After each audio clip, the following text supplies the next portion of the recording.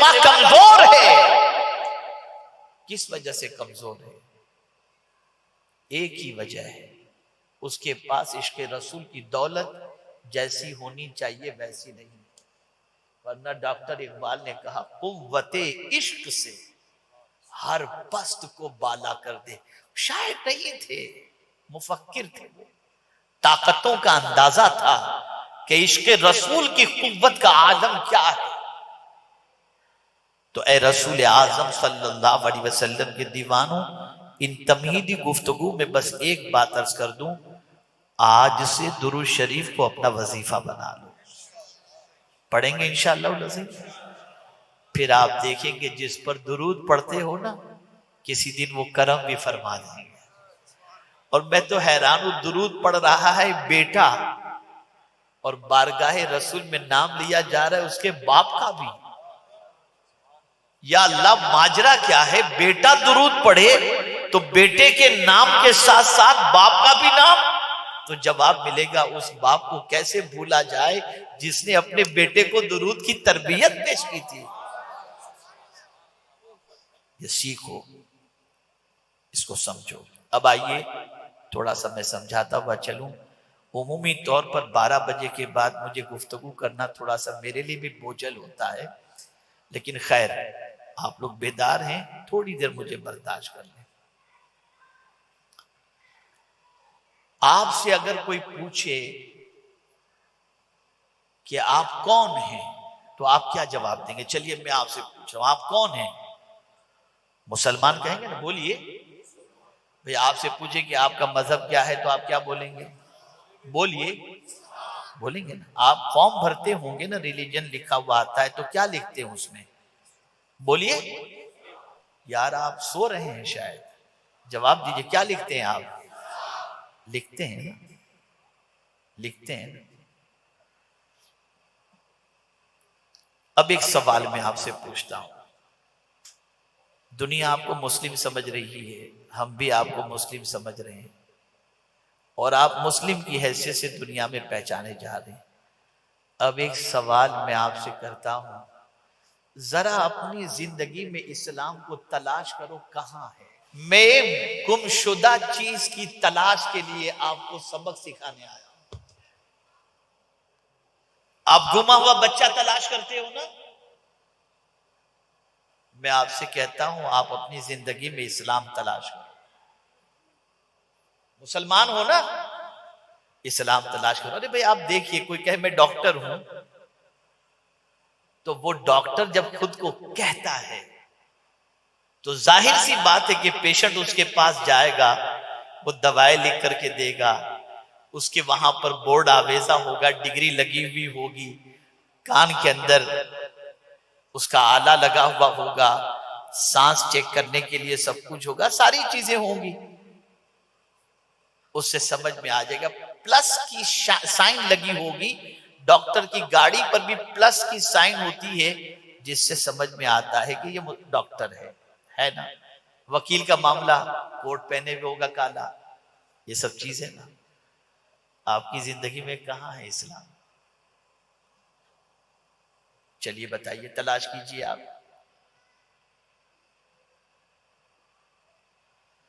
आप कहेंगे मौलाना बड़ी अजीब बात करते हैं, मुसलमान है, आपको हमारे अंदर इस्लाम नजर नहीं आता। मैं आपसे कह रहा हूं, अब मेरा ये जुमला जहन में महफूज कर लो, इस्लाम इस वक्त मुसलमानों की जिंदगी में टिमटिमाते दिए की तरह है। अल्लाह न करे कब बुझ जाए, अल्लाह महफूज रखे।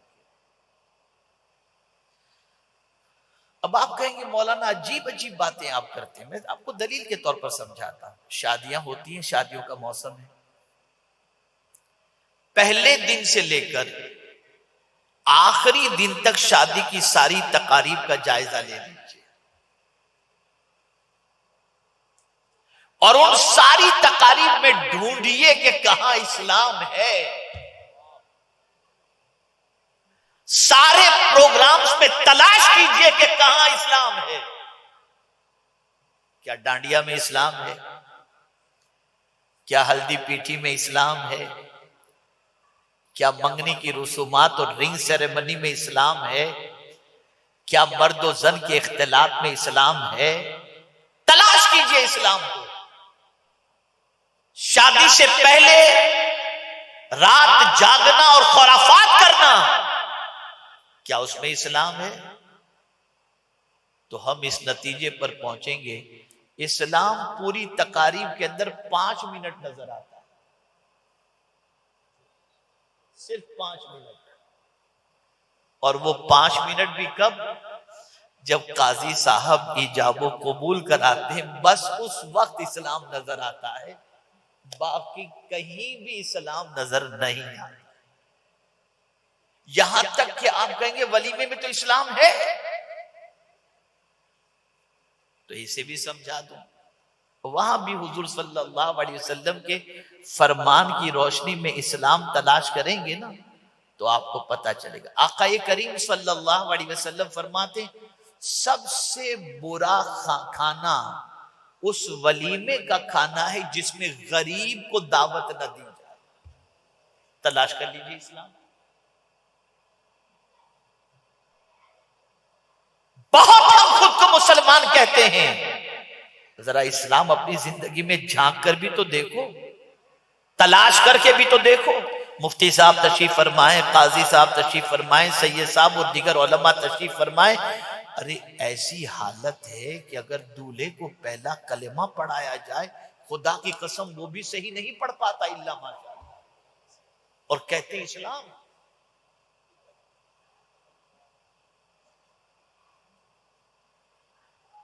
थोड़ा आगे बढ़ता हूं, आपको क्यों नौकरी नहीं मिलती? मौलाना मैं मुसलमान हूं इसलिए नौकरी नहीं मिलती। क्या ये बात सही है या गलत? लोग कहते हैं ना ऐसे बहुत सारे लोग, मैं अगर मुसलमान न होता तो मुझे नौकरी भी मिल जाती, मैं मुसलमान न होता तो मुझे डिग्री भी मिल जाती, मैं मुसलमान न होता तो ये होता, मैं मुसलमान न होता तो ये होता। तो एक सोच आपने अपनी बना ली। बहुत अहम बात अर्ज करने जा रहा हूं। एक सोच आपने माअज़ल्ला सुम्मा माअज़ल्ला सुम्मा माअज़ल्ला बना ली कि आपकी परेशानी का सबब आपका मुसलमान होना है। अब कलिमा पढ़ने वाला खुद ही ये सोच बना ले कि मेरा मजहब मेरी परेशानी का जरिया है, तो अब कहां उसके अंदर मजहब की बू रह गई?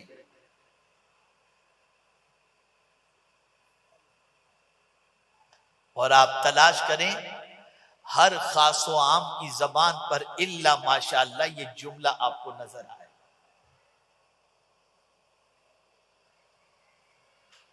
अब जाहिर सी बात है, जब आप अपने मजहब के बारे में ये सोच बना चुके कि तरक्की में रुकावट माअज़ल्लाह आपका मजहब है, तो अब आइए इस फकीर का ऑब्जर्वेशन। मैंने दुनिया के मुख्तलिफ मुल्कों का जायजा लेने के बाद, बल्कि अभी दिसंबर और जनवरी में 1 महीना अमेरिका में रहने के बाद मैंने ऑब्जर्वेशन किया, उसके 1 महीने पहले इंग्लैंड में रह करके ऑब्जर्वेशन किया कि यहां की सोच क्या है। गौर से सुनिएगा, मुसलमान की सोच यह है कि हमारी परेशानी की वजह माअज़ल्लाह इस्लाम है, और मगरिबी दुनिया की सोच यह है कि हमारी परेशानी का हल इस्लाम है।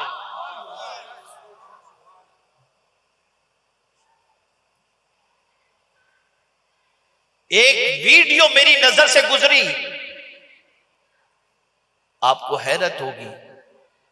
नासा के जरिए स्पेस पे जाने वाले कुछ साइंटिस्टों ने कुछ मखलूक को वहां पर देखा, और जब पलट कर आए तो हैरत हुई उन्हें कि वहां ये मखलूक कैसे। तो उन्होंने सोचा कि मुसलमानों से राब्ता कायम करें या किसी आलिम दीन से राब्ता कायम करें कि क्या खला में भी कोई मखलूक मौजूद है। तो आए वो लोग न्यूयॉर्क के एक आलिम के पास, उन्होंने उनसे राब्ता किया कि हमने खला में एक मखलूक को महसूस किया है, क्या खला में मखलूक का होना ये कुरान और हदीस से कहीं मौजूद है? मौलाना ने कहा बिल्कुल मौजूद है, सब्बह लिल्लाहि मा फिस समावाति व मा फिल अर्द। मखलूक क्यों नहीं है? कुरान मुकद्दस में अल्लाह ने फरमा दिया है कि मखलूक जमीन और आसमान के दरमियान है। वो करती क्या है? अल्लाह की तस्बीह बयान करती है, अल्लाह की तस्बीह। तो दुनिया महसूस कर रही है, मगरिबी दुनिया, कि हमारे प्रॉब्लम का सॉल्यूशन इस्लाम है, और पैदाइशी मुसलमान समझ रहा है इस्लाम माज़अल्लाह हमारी तरक्की में रुकावट है। खुदा की कसम, इस्लाम इतना प्यारा मजहब है जो तरक्की ही तरक्की देता है, पस्ती तो देता ही नहीं। हमारा हाल क्या है? गलती हमारी है, इल्जाम किसी पर डाल दिया।